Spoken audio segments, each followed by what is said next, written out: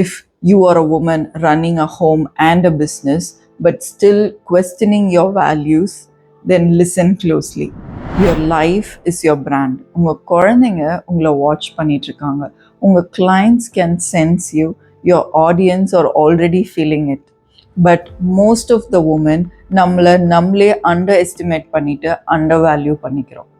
We women, we keep juggling everything from family responsibilities ல இருந்து business commitments ல இருந்து emotional overload ல இருந்து எல்லாத்துக்குமே நம்ம கொடுத்துக்கிட்டே இருப்போம். பட் somewhere அந்த recognition inconsistent இருக்கிற மாதிரி இருக்கும். ஒரு மில்லேனியலாக நம்ம நிறைய பேரை பார்க்கும்போது லைக் யங் யூடியூபர்ஸாக இருக்கட்டும், இல்லை யங் பிஸ்னஸ் ஆண்டர்ப்ரனர்ஸாக இருக்கட்டும், அவங்களோட டிஜிட்டல் ப்ரெசன்ஸ் நிறைய இருக்கிறனால மட்டுமே அவங்க நிறைய விசிபிலிட்டி வரும்போது நம்மளோட எக்ஸ்பீரியன்ஸில் கம்மியாக தானே இருக்காங்க, நம்மளோட குவாலிட்டியில் கம்மியாக தானே இருக்காங்க, ஆனால் அவங்களுக்கு விசிபிலிட்டி ஜாஸ்தியாக இருக்குது, அதனால அவங்க பிஸ்னஸ் நல்லா இருக்குது அப்படின்னு நம்ம ஏங்குறதுக்கு நிறைய ரீசன் இருக்குது. அப்போது நம்மளே ஒரு ரீசனிங் கொடுத்துருப்போம், நமக்கு இருக்கிற கமிட்மெண்ட்ஸில் நம்மளால் இதெல்லாம் பண்ண முடியாது, நம்ம என்ன எப்போ பாரு வீடியோவாக எடுத்துகிட்டு இருக்க முடியும், we have to live our life, we can't do like that அப்படின்னு நமக்கு நம்மளே ரீசன் சொல்லிட்டு சம்வேர் நம்மளோட ப்ரெசன்ஸை நம்மளே குறைச்சிக்கிட்டு நமக்கு ஒரு வாண்ட் இருந்தாலும் இந்த மாதிரி பண்ணணும்னு நம்மளால் முடியாதுன்றதுக்கான ரீசனிங்கை மட்டும் நம்ம வச்சுக்கிட்டு வித்தவுட் ஈவன் ரியலைசிங் நம்ம ப்ரெசன்ஸை டிஸப்பியர் ஆகிக்கிட்டே இருக்கோங்க. Shall I tell you one truth? No woman entrepreneurக்கு யாருமே இதை சொல்ல மாட்டாங்க, ஆனால் நான் சொல்கிறேங்க.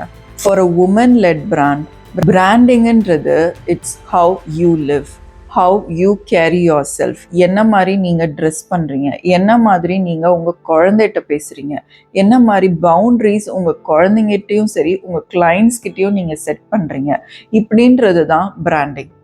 இதை விட ரொம்ப முக்கியமானது how you treat your own self when nobody is around, அப்படின்றது தாங்க பிராண்டிங். உங்கள் பிஸ்னஸ் ஆரம்பிக்கிறதுக்கு ரொம்ப நாள் முன்னாடியவே பிராண்டிங் உங்களுக்கு ஆரம்பிச்சிடும். உங்கள் லைஃப்பும் உங்கள் பிராண்டும் வேற வேற கிடையாதுங்க.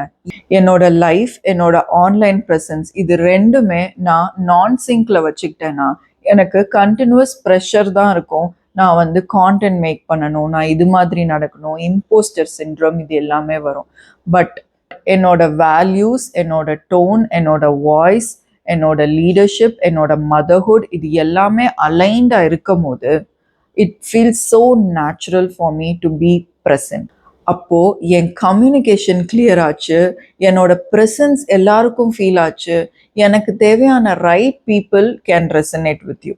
திரும்பவும் சொல்கிறேங்க, right people was resonating with me. I can Aspire to be a global star.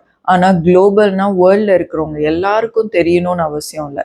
என்னோட நீஷ் என்னவோ அதில் குளோபலி எல்லாருக்கும் தெரிஞ்சால் போதும். That is our goal. I believe personal branding for women has 3 layers.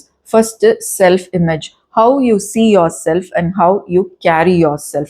Most of the Tamil mothers பார்த்தீங்கன்னா once they become a mother, the self care நம்ம நிறைய கொடுக்கணுன்றதுலேயே இருந்துட்டு நம்மளை பற்றி டேக் கேர் பண்ணிக்கிறதுல ரொம்பவே பிஹைண்டில் போயிடுவோம். அதனால வெயிட் கெயினாக இருக்கட்டும், அதுக்கப்புறம் the way that we dress up, not just for workங்க, but even when you go to pick up your children from school, everything matters because உங்களோட image lies in the way that you dress, the way that you walk, the way that you talk, in the way that you think.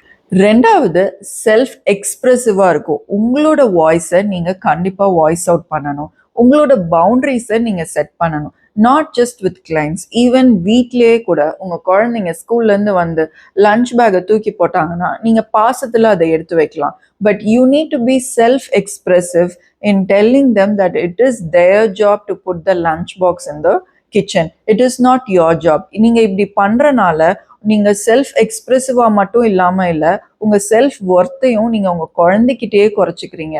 அப்போது இந்த விஷயத்தை உங்கள் பிஸ்னஸ்லேயும் with your clients you need to set boundaries. ஒருத்தவங்க bargain பண்ணுறாங்க, negotiate பண்ணுறாங்கன்றதுக்காக உங்கள் வேல்யூலேருந்து நீங்கள் ரொம்ப தரமட்டமாக போயிடவே கூடாது.